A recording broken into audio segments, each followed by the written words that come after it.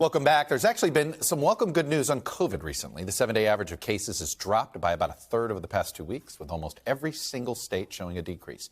Deaths, though, remain distressingly high, but they are the lagging indicator and should also soon come down. The country's governors have been on the front lines of this COVID battle, and that battle means they've been at the front lines of our many political divisions. In our recent NBC News poll, 70% of Americans said our differences were likely to grow, compared to just 27% who agreed that while we have differences, we always seem to come together in tough times. This morning, we have the rare pleasure of having a Democrat and Republican appear together. So joining me now, the Republican Governor Asa Hutchinson of Arkansas, Democratic Governor Phil Murphy of New Jersey.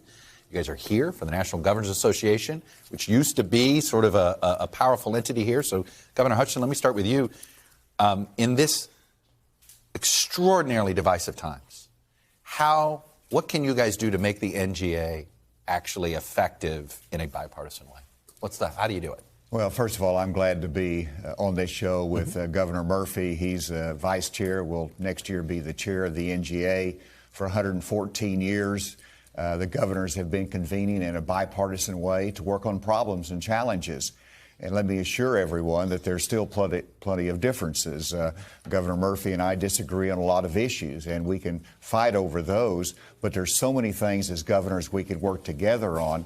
And this is what's great, is that we actually gather together as governors. We meet, we discuss, we set aside the things we can't agree on. But when you're looking at infrastructure, when you're looking at computer science, which is my initiative, when you're looking at the challenges of COVID, we benefit from discussing and working on these things together. And it's a common voice that we can have with the administration. So it's been very productive in a bipartisan way, and I think it's a good example for America. Governor Murphy, what is realistic, though? You guys have a series of asks. What's realistic that can get agreed to? I would echo much of what Asa has said. I actually think the NGA is a very formidable, effective organization. And I think governors have never mattered more. So if you look at the agenda this weekend, reiterate, infrastructure, important across the aisle. Computer science education, which the chair has pioneered or led on the past year. COVID response to pick 3. Education more broadly. I'm an optimist. I think those numbers go the other way, Chuck. I think we're going to see more commonality, more. Again, we're not going to agree on everything. That's just never going to happen. But I believe we're going to actually find more common ground as opposed to less. Let's talk about preparing for the next wave. And I say it this way because we don't know how big it is, we don't know how small it is. But I guess I would like to think everybody's learned some lessons from what happened pre-Omicron. So if we assume we're going to get hit seasonally now, what do you need in the next 5 months before your summer? If it is another summer surge like you dealt with, what do you think needs to be done by the federal government to let you have the tools you need to handle your summer surge? Well, first of all, we're delighted to see our cases going down. We just peaked last week. We hope the Omicron continues to go down. We believe that it will.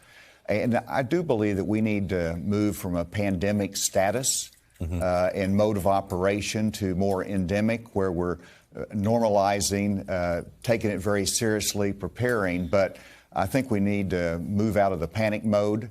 I think we need to handle this to make sure that we continue with our normal lives. But the response should be, and there's 2 things, because we know that there will be additional variants coming down the way.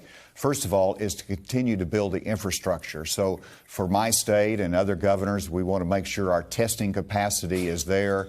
We want to make sure that we have access to the therapeutics, and that's where the federal government needs to step up. We need to make sure that there's a quick production. They need to rely upon the states for the distribution, and there's a lot of discussions about that. They need to improve that supply chain. So let's take advantage of this going down to be better prepared around the corner. Governor Murphy, how do we not run into the testing problem we ran into pre-Omicron? You got to preempt this clearly, and we're now getting caught up as a country. Thankfully, our cases are going down. New Jersey, New York got hit earliest in all of these waves. But I think, listen, I agree with Governor Hutchinson. We're not going to manage this to zero. We have to learn how to live with this. Please, God, there's not another significant wave. Every time you think you got this thing figured out, it humbles you.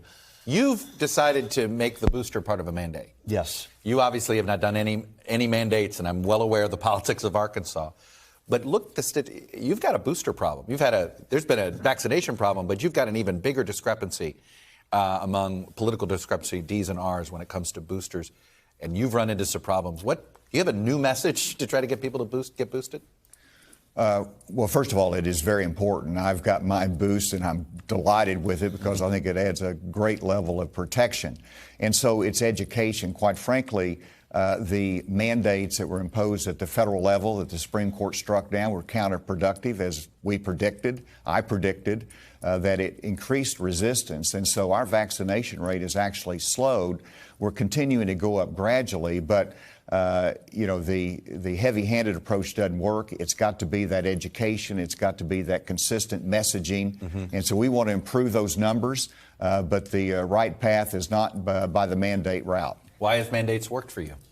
Well, the U.S. Supreme Court upheld the health care mandate, and that's where we've focused. You've added the booster for the health care, we right? Tweaked it. Before the CDC has, right? Yep, absolutely. We tweaked it to add boosters, and we broadened communities. So we've included corrections, other vulnerable communities. Do you think mandates work? Because Governor Hutchinson thinks they've been counterproductive. Yeah. What say you?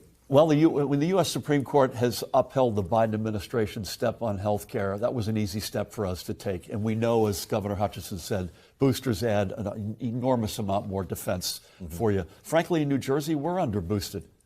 Getting folks up, I think this is a national challenge. Whether it's mandate or not, we got to get more folks boosted. I want to talk about the political divide a little bit. Just sitting here together, you guys some might criticize you. Right, some of the left may criticize you, some of the right may criticize you.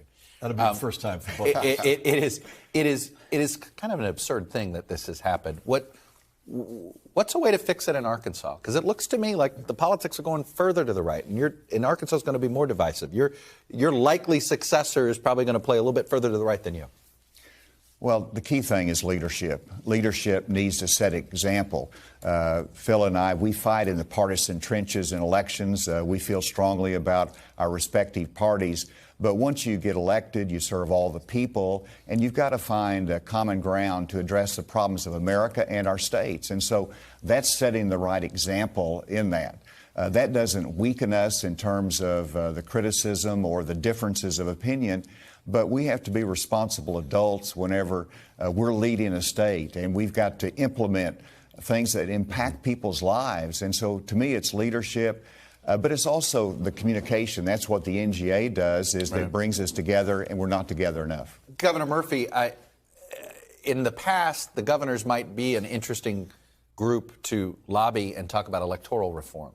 Is that going to be on your agenda this week? And is there a way to sort of, we see that some states are going off into some uncomfortable places. Is the NGA going to try to play a role here, or is this one of those issues that's too divisive? Yeah, I should make one point, and NASA will want to make this. There are 39 governors here, by the way, a big contingent from both parties. The three largest aren't, for what it's worth, Newsom, DeSantis, and Abbott. But still, I'll take 39.